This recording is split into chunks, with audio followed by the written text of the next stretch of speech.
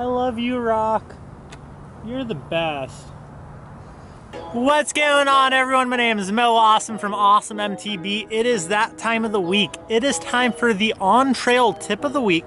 Today we're gonna be going over how to ride rock rolls. And the cool thing is, I'm gonna be breaking this down two different ways. So I'm gonna break it down for riders who are trying to progress their skills. So who might just first be tackling rock rolls, want a couple of tips. And then I'm also gonna give a couple of tips for riders who are a little bit more advanced and are looking to just really hone in on their riding and just dial everything in a little bit further. So let's get after it. Whew. All right, so for those of you out there who don't know what a rock roll is basically a trail feature that essentially is a big rock or a small rock or a medium-sized rock, but basically it's gonna have a face that you are going to be riding down. So you don't necessarily have to lift up on the front wheel and treat it like a drop. These are features that you can just roll down.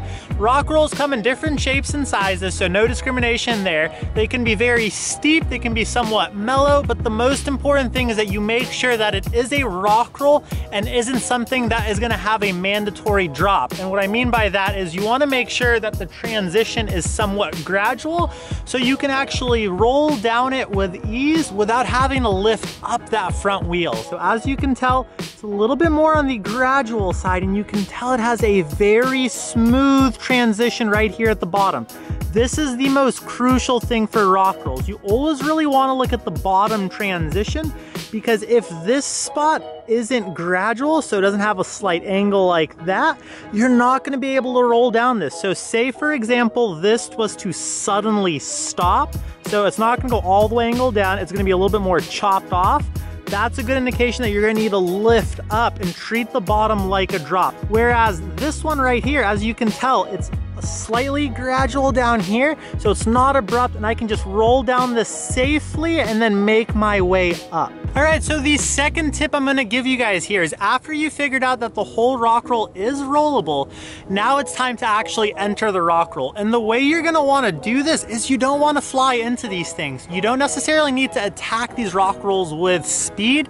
You just basically need to set up your line, and you do just slowly control your speed coming down them, because trust me, on longer rock rolls, you are gonna start moving a lot faster as you get towards the bottom.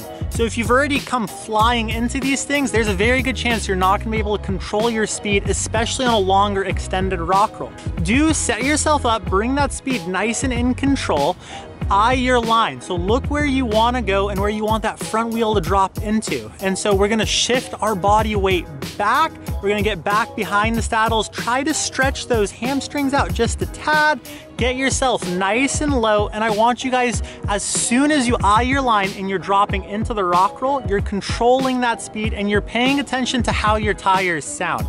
If you hear your tires start to skid, that's a very good indication that you need to ease off the brakes a little bit, and the bike is gonna regain traction. On steeper, more aggressive rock rolls, and if you're a beginner rider, you're not gonna be hitting these at first, but for more advanced riders out there, you are gonna feel a little bit of a free fall effect towards the bottom, so where you feel like the bike just starts flowing down really rapidly. However, as long as that bottom is very nice and gradual, so like I said, we've checked that it is an actual rock roll, and you're looking up at where you wanna go, you're gonna come out of them very smoothly. There's a lot of those rock rolls up in BC. A specific trail is Green Monster in Whistler, where you have rock rolls that you feel like you kind of just free fall down, so you try to keep your speed in control as long as you can. You start listening for that skidding feeling, and then you basically just have to ease off the brakes a little bit, especially as you start hearing your tires skid a little bit more so. And as long as you're looking up, looking where you want to go, it has a very gradual bottom, and you're going to roll out of those with ease. And the third tip here is as you get towards the bottom of the rock roll, it is very important, and I can't stress this enough. I might even put it in big bold letters here. Make sure you look up. So if you're looking down at the ground, you're not giving your body enough time to react to the end of the rock roll, because basically you're gonna come towards the bottom of the rock roll, you're looking down, and your body's gonna get this very jerky feeling. So if you've ever hit a rock roll and you've gotten that jerky feeling, that's a very good indication that you weren't looking up, and basically your body thought that the rock roll was over, that the riding was over, and it didn't really react to the exit. Be on your body's team, look up at where you want to go, especially especially as you get towards the bottom of the rock roll, because what's gonna happen is your body's gonna know, hey, the trail's not over. I need to look up. I need to re-extend my arms. I need to push the bike out a little bit. I need to keep moving forward. And as you get towards the bottom of the rock roll, you are letting off that front brake a little bit more so, because if you're on that front brake, that's just gonna increase the likelihood that you are gonna be going over the bars. And as long as you're shifting your body weight back, you're looking up at where you wanna go, you're easing off that front brake, and as you get towards the bottom, you're looking up at that exit line, you are going to be fine. Now, a lot of riders that know me know that I love to nose manual into rock rollers. It's one of my favorite moves. Some people might say it's just to show off a little bit, and while that might be a little bit true, there definitely is that showiness of it. The bigger reason why I do it is it actually helps me scrub a lot of speed at once. So this is gonna be that tip for more advanced riders who are looking to better hone in their riding.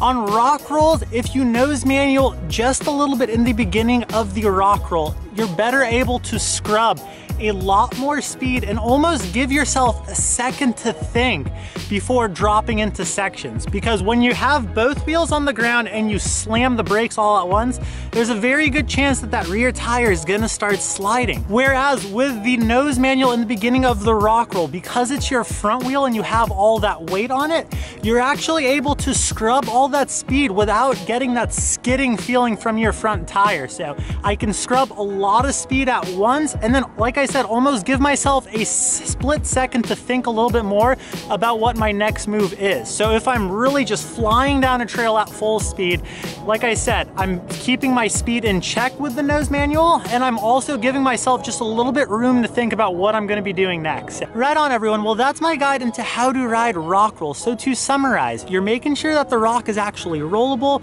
you're keeping your speed in check, shifting that body weight back and low, looking up at where you wanna go, you're paying attention to your tires. If those things are skidding, you're easing off the brakes slightly, and as you get towards the bottom of the rock roll, you're making sure that you're looking up at that exit to make that transition nice and smooth. Hopefully I've helped a few riders out there with this video. At the end of the day, I get so much stoke from helping people take their riding to the next level. So if there's something that you guys want to see, let me know in the comment section. I'll try to make a video about it, or if you have any questions, I'll just type out a quick response for you guys. I'm just happy to help. And until next time, you guys, ride awesome. Woo!